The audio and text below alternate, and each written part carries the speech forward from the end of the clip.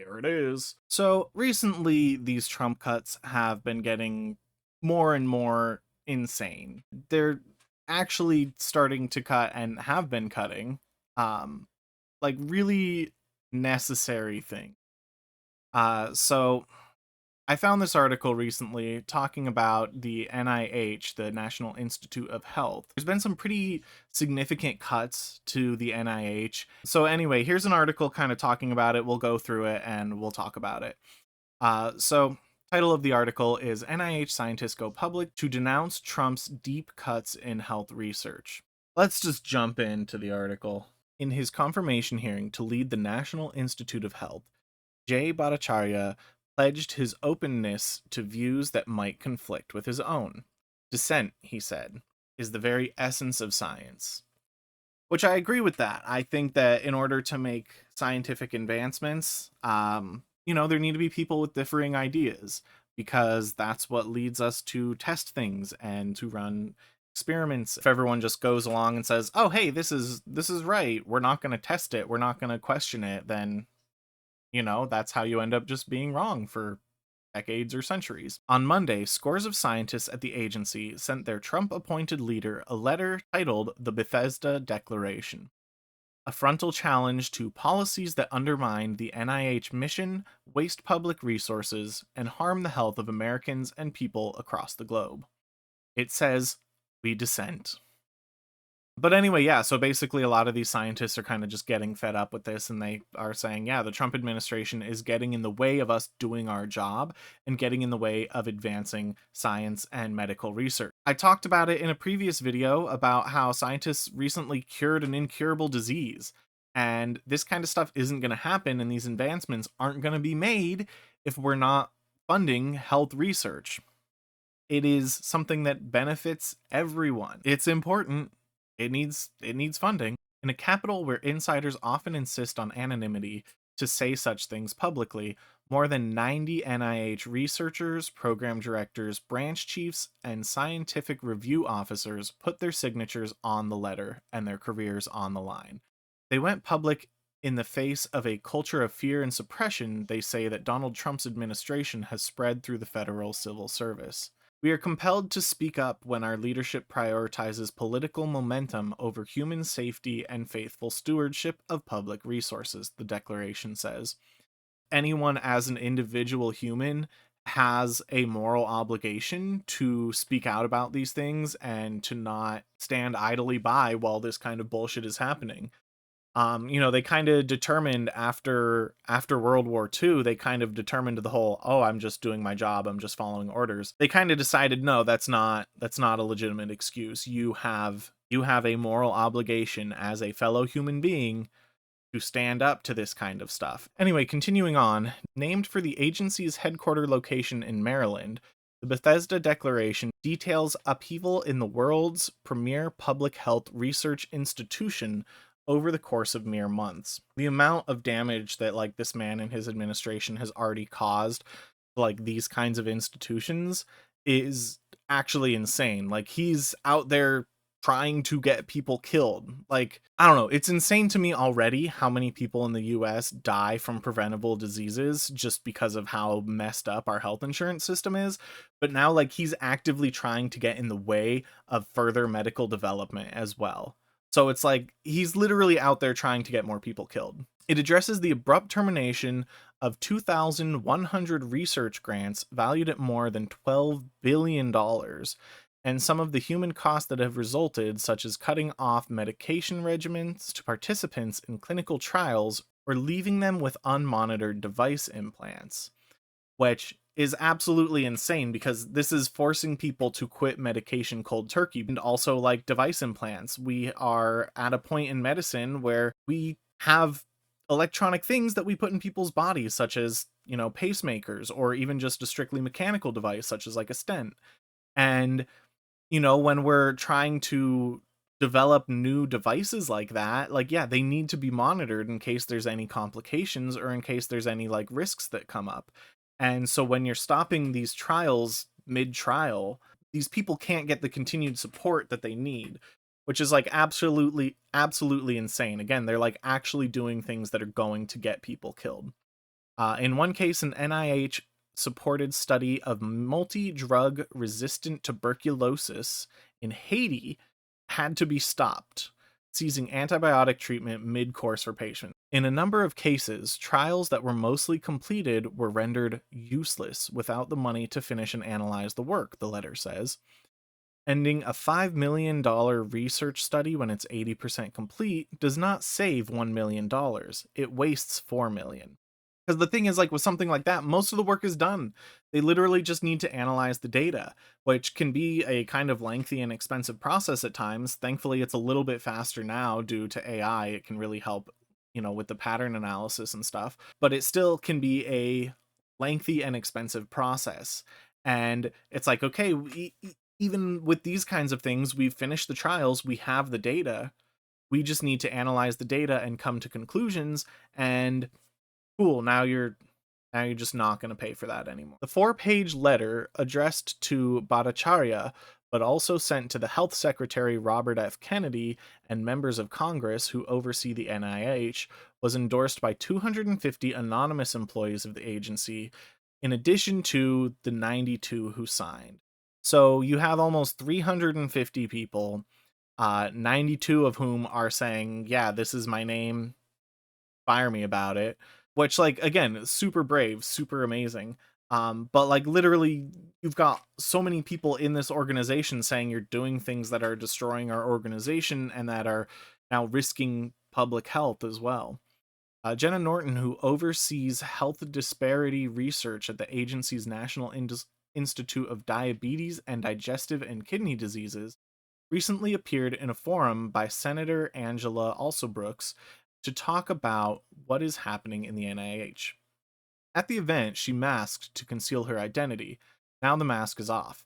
She was a lead organizer of the declaration. I want people to know how bad things are at NIH, Norton told the Associated Press. So, maybe not the most high ranking person there, but she is someone who is, overseeing projects, and now she's unable to finish her projects because of all this bullshit that's going on. The signers say that they modeled their indictment after Bhattacharya's own Great Barrington Declaration of October 2020, when he was a professor at Stanford University Medical School. His declaration drew together like-minded infectious disease epidemiologists and public health scientists who dissented from what they saw as excessive COVID-19 lockdown policies and felt ostracized by the larger public health community that pushed those policies, including the NIH, being so against the policies that the NIH is like doing. And now what, he's the director, I think, yeah, in his confirmation hearing to lead the National Institute of Health. I don't know what to think about that. I always think that you should kind of err on the side of caution, especially when it comes to public health, especially when there's potentially a big disease going around. You don't know. If you just go into it and be like, hey, it's not that big of a deal, it's going to be fine, then you have the potential to have a giant, just huge outbreak. Whereas if you go in a little bit overly cautious, it's like, okay, yeah, maybe we like wasted some resources and did a few things we didn't have to do, but nobody died. Continuing on, he's proud of his statement and we are proud of ours, says Sarah Corbin, a branch chief of the NIH National Cancer Institute, who signed the Bethesda Declaration. As chief of the Health Systems and Intervention Research Branch, Corbin provides scientific oversight of researchers across the country who have been funded by the Cancer Institute or want to be. But sudden cuts in personnel and money have shifted her work from improving cancer care research to what she sees as minimizing its destruction. So much of it is gone. My work, she said. They're literally like destroying these people's work, and that's terrible. That, like I mentioned it earlier, that video I made talking about how scientists have now cured an incurable disease.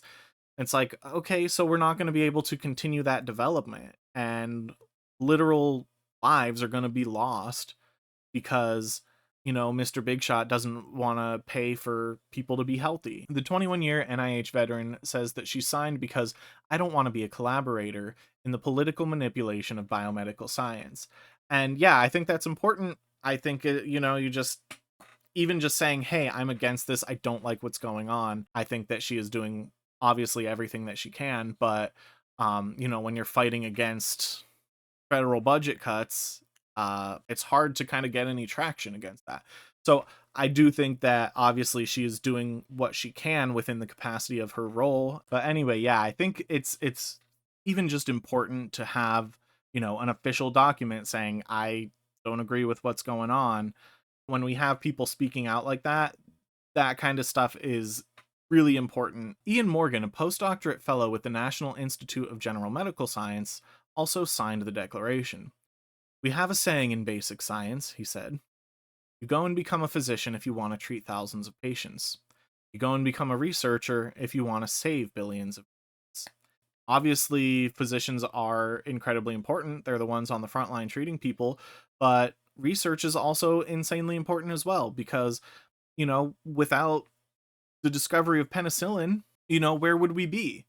That saved a ton of lives. There's a story about the guy who invented insulin.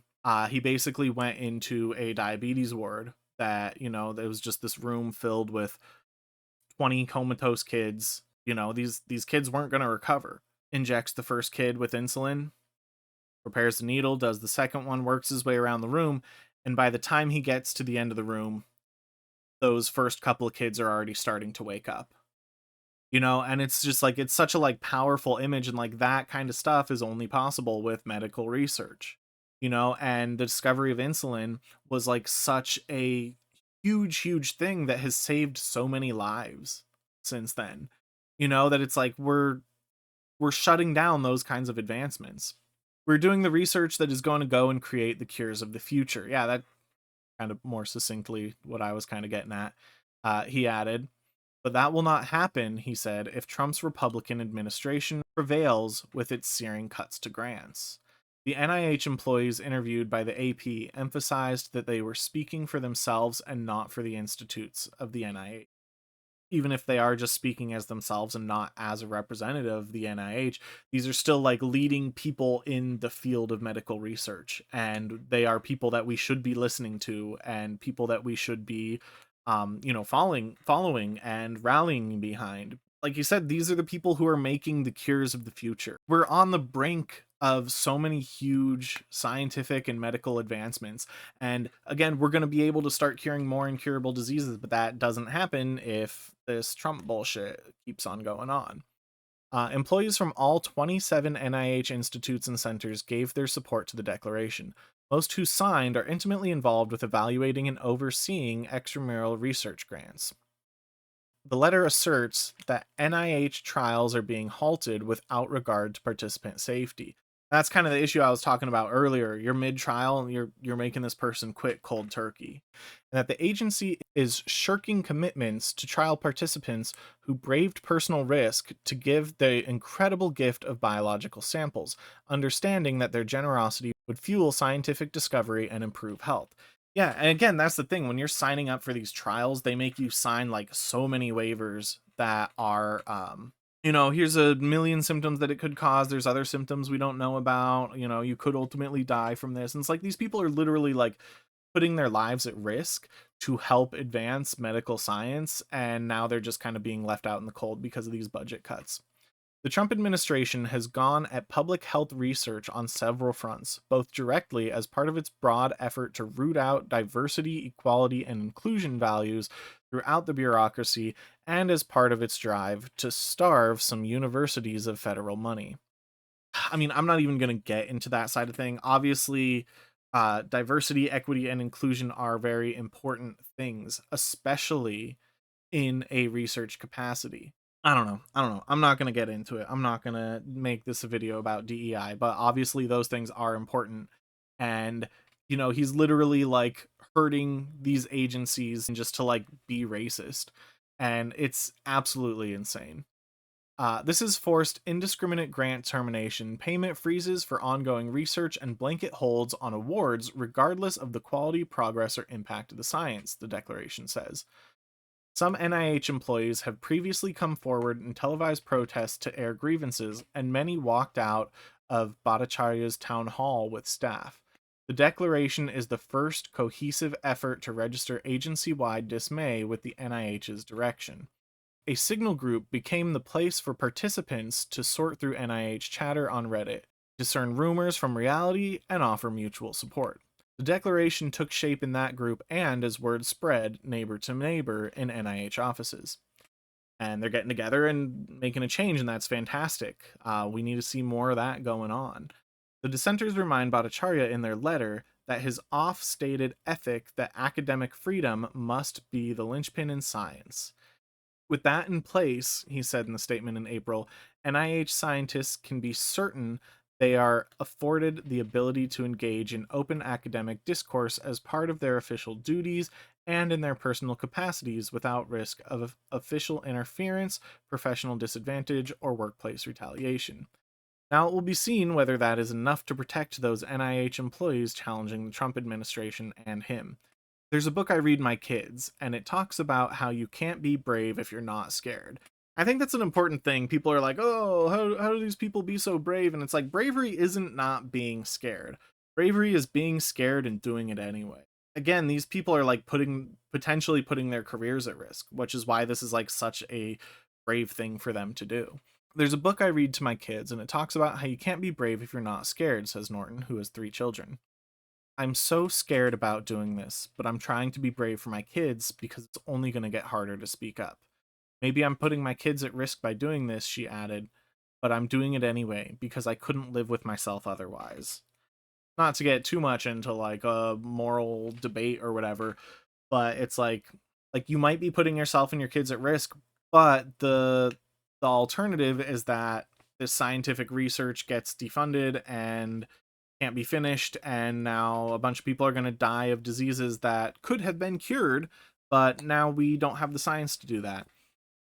Anyway, that's the end of the article. This whole thing is like so insane to me because like it's getting to the point where like Trump isn't just doing like stupid shit. He's doing dangerous shit that's like actually hurting his own citizens, the people that he, swore to protect. He's supposed to be a leader, and here he is doing things that are actively harming and killing the people that he's supposed to be leading. And it's absolutely insane to me that like he still has support after doing this kind of stuff. It's absolutely wild. And I don't know, ultimately it kind of makes sense to me because the thing is, when you're trying to be a dictator, the first thing that you do is destroy the nation's health and destroy the nation's education. Because if people are dumb and fighting for their lives, it's going to be a lot harder for them to stand up against you. So part of me is like, he knows exactly what he's doing. He's not just being an idiot and making these cuts, because he's like trying to save money or whatever. He's trying to keep the entire population sick and stupid, so that way it's a lot easier for him to seize power and keep control of it. And I don't know, I feel like his wannabe dictator moves are becoming more and more apparent. We need more heroes like Luigi, from Mario. Obviously, he was a really great character and really did a lot of good things. So I think if we had more heroes like Luigi, there to protect us, from big scary guys like Bowser, and stuff like that. And like in Luigi's Mansion, he's fighting the ghosts. But like if we had a lot more heroes like Luigi doing the kinds of things that Luigi does, maybe that might be enough to put some of these leaders back in their place and realize how much they are actually hurting people and how we are not going to stand for it. Anyway, that's the video. If you thought it was interesting, if you liked my commentary, if you like me talking about Luigi, I love Mario games. Luigi's one of my favorite characters. I think he's a really cool guy. Anyway, if you like the video, go ahead, like and subscribe, do the stuff, comment. I don't know, what are you doing to me? What are you doing to me? Okay, bye.